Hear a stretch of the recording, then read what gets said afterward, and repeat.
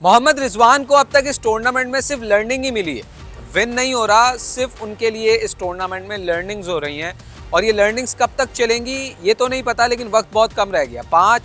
पांचवी हार उनको मिली है और अब अगर अगली हार उनके मुकद्दर में आती है तो फिर बहुत ज़्यादा मुश्किल हो जाएगा। देखिए, अभी अगर टेक्निकली बात करें तो उनके पास चांस मौजूद है, लेकिन अगर टैक्टिकली बात करें तो मुश्किलात उनके लिए हैं और अब अगर विनिंग वेज को फाइंड नहीं करेंगे तो फिर इस टूर्नामेंट में उनके लिए कुछ बच नहीं जाएगा। ऐसा लगता है कि मुल्तान सुल्तान्स के फैंस की शायद कहीं ना कहीं थोड़ी सी, वो कहते हैं ना, ऑन अ लाइटर नोट, बददुआ लग गई है शायद, कि वो जिस तरीके से मुल्तान सुल्तान्स को लीड करके और वहाँ पर जिस तरीके से अपने गेम को पुश करके आगे बढ़ते थे, वो पिंडीज़ में शायद मिसिंग नज़र आ रहा है। लेकिन पिंडीज़ की अगर कॉम्बिनेशन देखें तो ना समझ आने वाला है थ्रू आउट दिस टूर्नामेंट अब तक 5 मैचेस में। उसकी वजह यह है कि आपके पास रिजवान की जगह बनती हुई नज़र नहीं आ रही, वो आउट ऑफ फॉर्म है।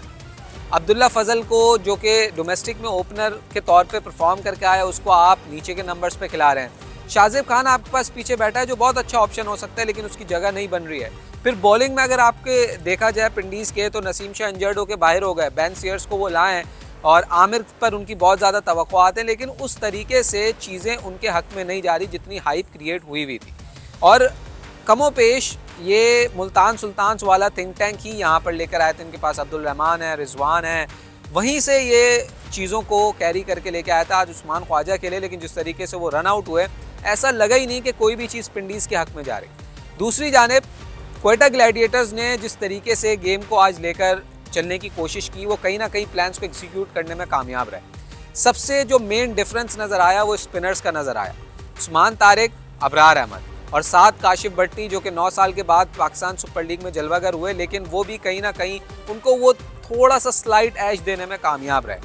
यहाँ पर एक और खिलाड़ी की बात करना बहुत ज़्यादा ज़रूरी है और वो है हसन नवाज़।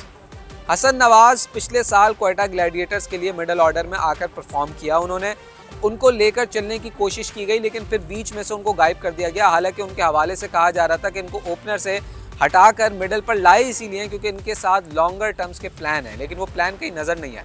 एक मरतबा फिर हसन नवाज़ क्वेटा ग्लैडिएटर्स के लिए मिडल ऑर्डर में आए हैं और वो हर गुजरते मैच के साथ जो है प्रूव करते हुए भी नज़र आ रहा है। अगर आज देखें तो रायली रॉसो और सऊद शकील दोनों खेल रहे थे, थोड़ा सा स्लोअर साइड पर जा रहा था क्वेटा ग्लैडिएटर्स, लेकिन जैसे ही आउट हुआ हसन नवाज़ अंदर आए, उन्होंने गेम की बाजी को पलटा और उसी के लिए वो जाने जाते हैं। जिस तरीके से अराउंड द पार्क उन्होंने शॉट्स लगाकर प्रेशर को रिलीज़ किया, वो उस चीज़ की कैपेबिलिटी रखते हैं। वो पिछले साल भी क्वेटा ग्लैडिएटर्स के लिए दिखा चुके हैं, मैचेस जितवा चुके हैं और आज भी उन्होंने कहीं ना कहीं एक, जो कहते हैं ना, हवा का रुख जो है वो अपनी बैटिंग में आकर बदल दिया।